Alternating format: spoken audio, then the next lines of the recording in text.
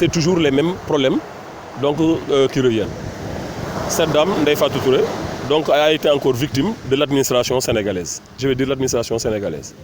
Donc qu'est-ce qui se passe? Comme elle a très bien expliqué, ce dont je suis sûr est que ce que je sais, et je suis absolument sûr, c'est qu'ici, je connais l'historique du problème. Parce que quand j'étais gosse, je venais sur cette plage-là, au Mbalao, c'est-à-dire au grand filet de Baye Modou Diouf, qui est un grand-père. Donc on marchait de Mbour jusqu'à Sali, jusqu'à ce site-là. Donc c'est un site que je connais.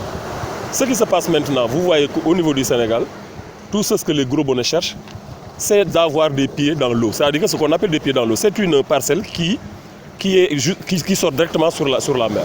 Donc la vague tape et maintenant ça rentre directement dans le site. C'est ce que tout le monde cherche.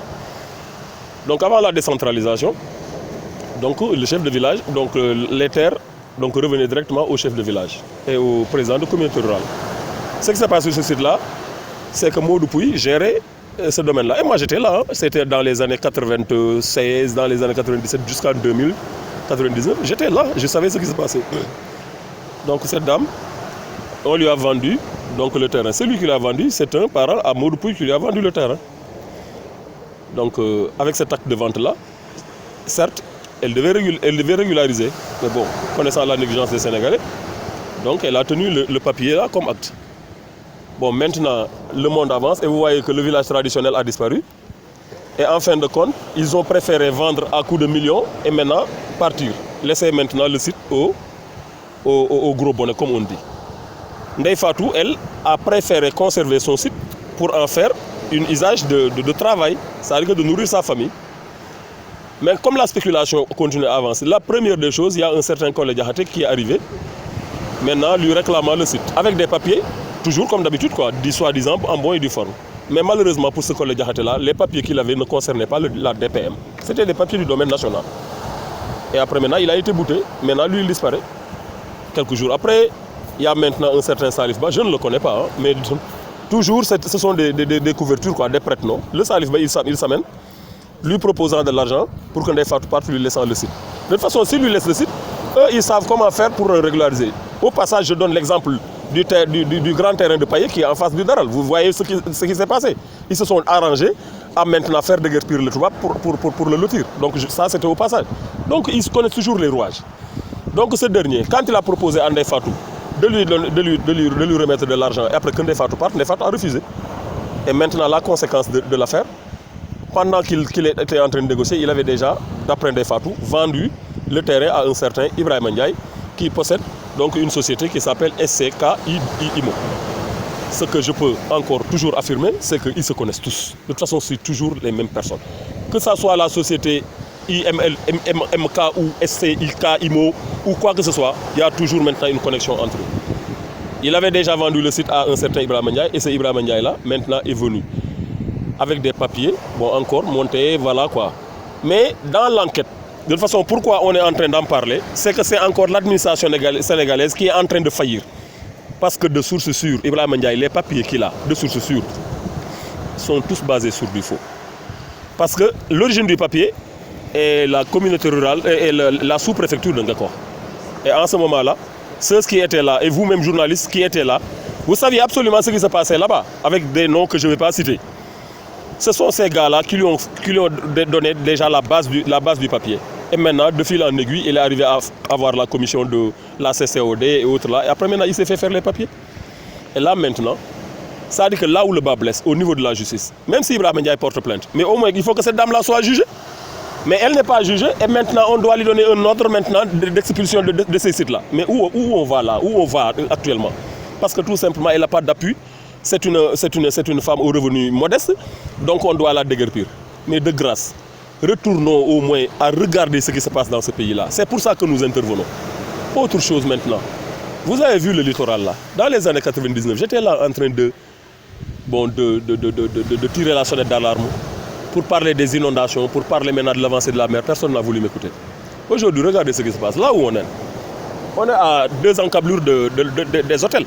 Et vous voyez que sur cette plage-là, personne ne peut passer. Parce que tous ces bâtiments qui étaient en face de la plage-là, actuellement, sont tous tombés au niveau de la plage Et ils ont complètement obstrué. Personne ne peut plus passer. Et pourtant, j'ai tiré la sonnette d'alarme depuis. Regardez, le domaine public maritime. Mais personne n'a le droit de construire en dur. Les autorités sont là. Mais ici, il y a un impôt et domaine.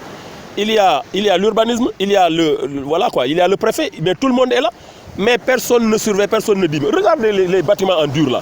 Actuellement, la plage est complètement détériorée. Aujourd'hui, si on m'avait écouté, le président Macky Sall n'allait pas mettre ici 30 milliards de francs CFA pour restituer les plages. Mais regardez ce qui se passe.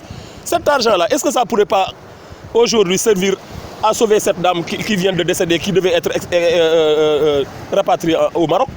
Mais donc voilà le problème toujours qui s'amène. Encore, on revient sur le sujet pour dire que cette dame-là, actuellement, ces gens-là ont fait une cabale sur elle. Cette parcelle-là lui appartient. Il appartient maintenant aux autorités étatiques maintenant de lui faire la régularisation, de lui donner ses papiers et non pas laisser ces rapaces-là lui extirper son devenir. La parcelle s'élève à pratiquement 1000 mètres carrés parce que ça fait 1900 et quelques mètres carrés. Le Ibrahima Ndiaye là a pu avoir une partie et maintenant le reste maintenant c'est ce que Ndeye Fatou occupe. Donc si vous divisez par deux, ça fait pratiquement 1000 mètres carrés, 900 et quelques mètres carrés. C'est là où est le problème. Et vous voyez que c'est le seul site qui reste ici entre Mbour et Saly. C'est le seul site qui reste parce que tout le reste a été occupé. Je vous ai dit que les autochtones étaient obligés maintenant de vendre à coups de millions, de partir et maintenant et de laisser leur parcelle là au gros bonnet comme on dit. Donc c'est là où est le problème. Le problème c'est que l'administration sénégalaise, il va falloir qu'on recontrôle parce que ces gens-là, en fin de compte, on dirait qu'ils ne bossent que pour eux. Ils bossent que pour eux. C'est-à-dire que de s'occuper des populations, ça ne les regarde guère. Donc c'est là où est le problème. Nous interpellons en premier lieu le président de la République. Certes que, actuellement, les 30 milliards qu'il a mis ici, c'est-à-dire que de redéployer les services compétents qui regardent ce qui se passe dans cette plage-là. Le domaine public maritime, personne n'a le droit de construire parce que ça entrave l'avancée, ça entrave la mer. C'est-à-dire que ça entrave le lit de la mer. Premièrement. Deuxièmement, nous interpellons le préfet de cette région-là, en l'occurrence Sayer Ndao, de regarder de près ce qui se passe en spéculation au niveau du domaine de Mbour. Et après maintenant, c'est maintenant aux services compétents, l'urbanisme, les domaines et autres là, mais de regarder ce qui se passe. Mais ça ne peut pas continuer comme ça. C'est-à-dire que nous ne pouvons pas laisser ces gens-là continuer maintenant de faire ces malversations-là, mais sur les terres de Mbour. On vous en donne des... Nous sommes en procédé avec Fallou sur la place publique. Mais il y a le boulevard de Liberté, mais qui est complètement... L'autoroute à péage devait déboucher sur Mbour. C'est complètement entravé. Mais regardez le boulevard de Paillé, un grand espace comme ça. Mais morcelé, cédé en 145 parcelles, mais aucun fils de Mbour n'en a bénéficié, à part les chefs de service comme... Mais attendez, mais où on va là? Où on va? Mais il va falloir que ça s'arrête toutes ces histoires-là. C'est tout le problème. Très bien.